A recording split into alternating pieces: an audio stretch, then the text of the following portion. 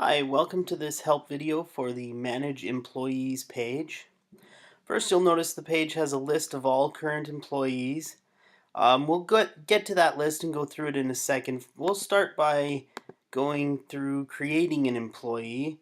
So first of all, we go to the Create Employee button. We have the 4 tabs to get started. And we actually have the active modules in the bottom left here. So for example, if I click on the time tracking, it'll turn gray and now I can't use the time tracking.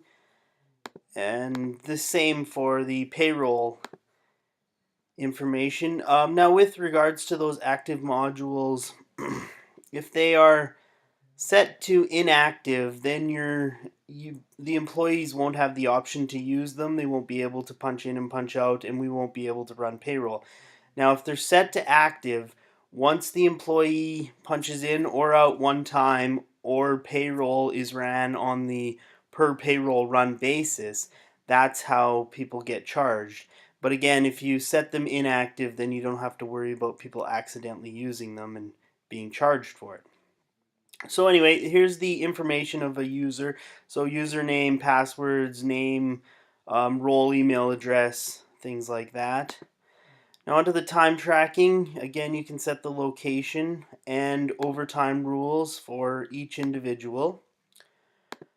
The payroll, we have a number of payroll information needed for T4s, ROEs, things like that. So we have SIN, occupation, date of birth, address, some exemptions here that are possible.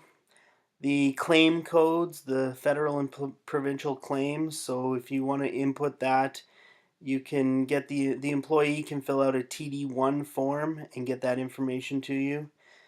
Additional tax, vacation percentage and accrual.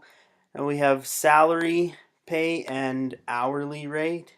So if you have an hourly payment type, you'll have the pay rate.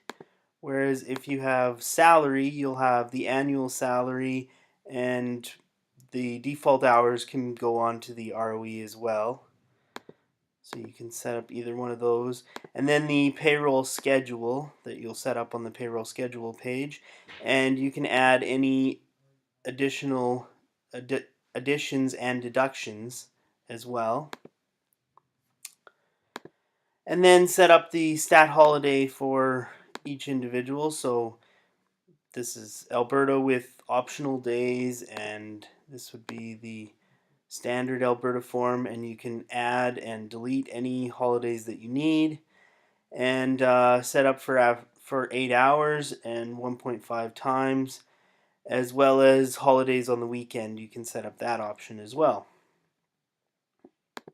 So that's setting up an employee. We also have teams here. So in this case, we have the trimming team, or all team just shows all active employees. Now again, to the list of employees, so we have the names here, and it shows active modules that I mentioned before. So time tracking and payroll. Now this one is gray, so that active module is, well, it's inactive, and all the payrolls in this case are active, and these time tracking are active. You also have the teams and the current status, so you can see whether people are punched in or punched out. Last paid, and then some options or actions here. So if somebody did forget to punch out, you can change that and go ahead and punch the person out, or vice versa, punch them in if need be. Editing employees. So essentially this is all the information we just went through for creating employees, obviously filled in this case, but any of that information that needs to be edited, changed as you go. And then even on to deleting, terminating employees. So we can terminate this employee. Now with that too, we also have a terminated employees page. So when you do terminate an employee, you can get them off of this main list, and out of the website their names would show up in a number of places. But it will always be saved here, and you can actually just reactivate somebody just like that. and this page will show you all of your terminated employees, and they'll show up back on the list, and all of their information will be set to what it was prior. So if somebody comes back to the company, all of their information is already there. So yeah, that's the Manage Employees page.